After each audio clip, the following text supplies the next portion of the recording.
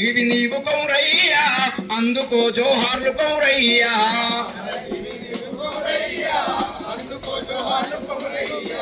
న్యాయమన్నది లేని నైజాము రాజాన న్యాయమన్నది లేని నైజాము రాజాన విష్ణురు దేశముఖకు ఎదురు తిరిగినావు ప్రజల కొరకు నువ్వు కౌరయ్యా ప్రాణాలనిచ్చావు కౌరయ్యా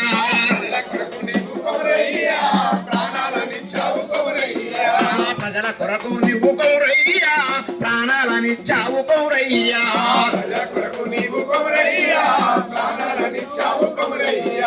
అమరజీవి నీవు కౌరయ్యా అందుకో జోహార్లు కౌరయ్యా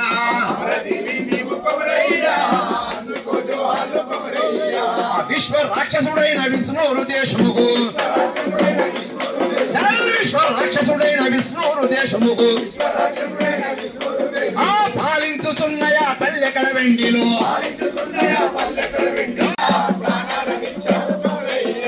ప్రజల హక్కుల కొరకు కౌరయ్యా ప్రాణాలనిచ్చావు కౌరయ్యా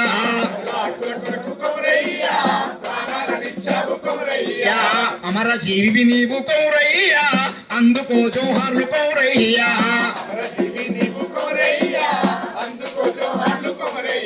జోహారు తోటి కొమరయ్యకు సాధిస్తాం తోటి కొమరయ్య ఆశయాలను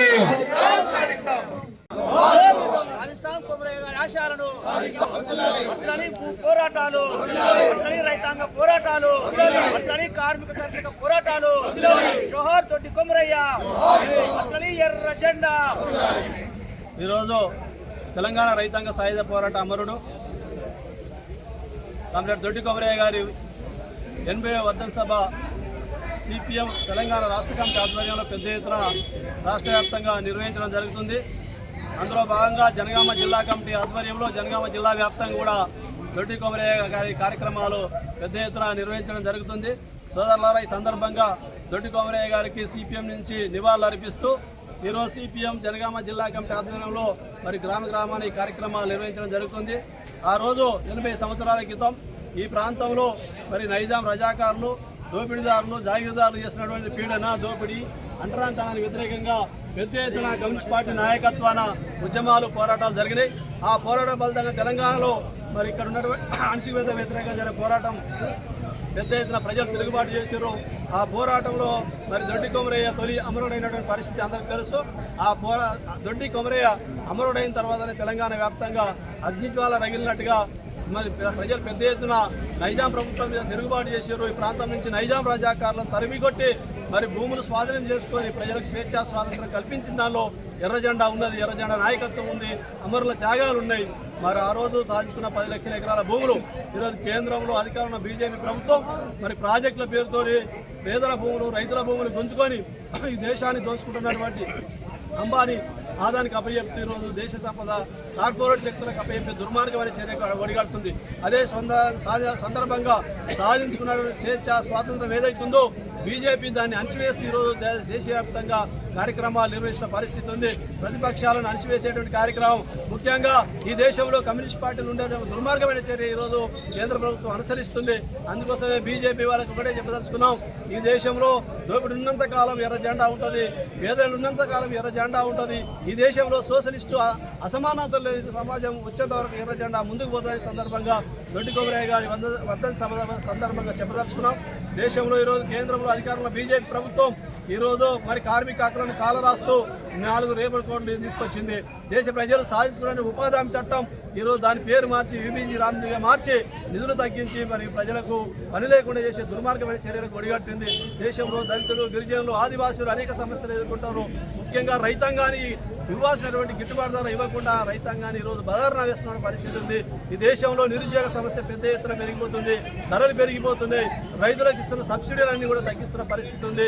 అందుకోసమే దేశంలో ఉన్నటువంటి బీజేపీ ప్రభుత్వం ఈ దేశంలోని కార్పొరేట్ శక్తుల కోసం పనిచేస్తుంది. కమ్యూనిస్ట్ పార్టీలు దేశవ్యాప్తంగా పార్లమెంట్లో బయట ప్రజా ఉద్యమాలు నిర్మిస్తూ ప్రజల పక్షాన నిలబడుతున్నారు. రాబోయే కాలంలో మరి దొడ్డి కొమరయ్య గారి స్ఫూర్తితో ఉద్యమాలు, పోరాటాలు చేస్తాం. మరి తెలంగాణ రాష్ట్రంలో అధికారంలో కాంగ్రెస్ ప్రభుత్వం 6 గ్యారెంటీలు అమలు చేస్తామని అమల్లోకి వచ్చారు. ఏ గ్యారెంటీలు కూడా అమలు చేయడం లేదు. ముఖ్యంగా ఈ తెలంగాణ రాష్ట్రంలో గత 10 సంవత్సరాల నుంచి గూడులేనటువంటి పేదలు సుమారు 50,000 మంది వరకు గుడిసెలేస్తున్నారు. ఆ గుడిసెలేస్తున్నటువంటి పేదలను ఈ రోజు గుడిసెలు అర్ధరాత్రి కూడా దొంగల్లాగా వెళ్ళి మరి మహిళల మీద దాడులు చేస్తూ మరి ఖాళీ చేస్తున్న అక్కడక్కడ మరి ప్రయత్నం జరుగుతుంది. అందుకనే మీరు ప్రజలకు ఏ విధంగా మేము అధికారంలోకి వస్తే మేము పేదలకు ఇళ్ల స్థలాలు ఇస్తాం, పట్టాలు ఇస్తామని ఏదైతే హామీ ఇచ్చారో ఆ హామీ నిలబెట్టుకోవాల్సిన అవసరం ఉంది. అదే సందర్భంగా గుడిసెలు ఉన్నటువంటి స్థలంలో ఇందిరమ్మ ఇండ్లు ఇచ్చి ఆ పేదలను ఆదుకోవాల్సిన అవసరం ఉంది. అదేవిధంగా రేషన్ కార్డులు కానీ పెన్షన్స్ కానీ సంవత్సరాల కొద్ది పెండింగ్లో ఉన్నాయి. మరి ఆ ప్రజలు ఇబ్బందులు పడుతున్నటువంటి విషయాన్ని ఈ తెలంగాణ రాష్ట్రంలో రైతాంగాన్ని ఆదుకోవాల్సినటువంటి అవసరం రాష్ట్ర ప్రభుత్వానికి కూడా ఉంది. రాబోయే కాలంలో దొడ్డి కొమరయ్య గారి స్ఫూర్తితో తప్పకుండా జనగామ జిల్లాలో ఇళ్ల స్థలాలు, అదేవిధంగా రైతులు, కార్మికులు, కర్షకులు, వృత్తిదారులు, మహిళలు ఎదుర్కొంటున్న అనేక పోరాట సమస్యలపై పోరాటాలు నిర్వహించి దొడ్డి కొమరయ్య గారి ఆశయాలు ముందుకు తీసుకుపోవాల్సిందిగా ఈరోజు తెలియజేస్తున్నాం. నేటికి 80 సంవత్సరాల క్రితం మనం ఏ గడ్డ మీద అయితే నిలబడ్డామో ఈ గడ్డ మీదనే సాయుధ పోరాటానికి ఆరంభంగా ఆత్మార్పణ ఇచ్చిన మనగాడు దొడ్డి కొమరయ్య. నేటికి 80 సంవత్సరాల క్రితం జరిగిన సంఘటనలో 22 సంవత్సరాల నూలేత వయసులో ఉన్న దొడ్డి కొమరయ్య ప్రజల హక్కుల కొరకు తొలి పోరాట యోధునిగా ఈ గడ్డ మీద రక్తార్పణం చేసినటువంటి చరిత్ర మన కడవెండి గ్రామానికి ఉన్నదనేది ఈ సందర్భంగా గుర్తు చేస్తున్నాం. దొడ్డి కొమరయ్య కనుక బతికి ఉంటే ఈనాటికి 102 సంవత్సరాల వయసుతో మన ముందు ఉండేవాడేమో.